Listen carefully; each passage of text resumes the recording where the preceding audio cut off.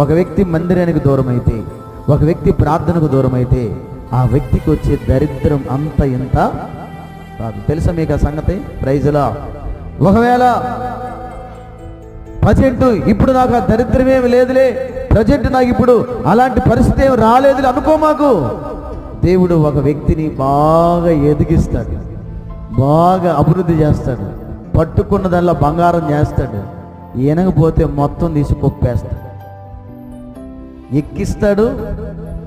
ఎక్కించిన దేవుడు మరలేం చేస్తాడు? ఒక ఆయన రాజు అండి, మామూలుడు కాదు.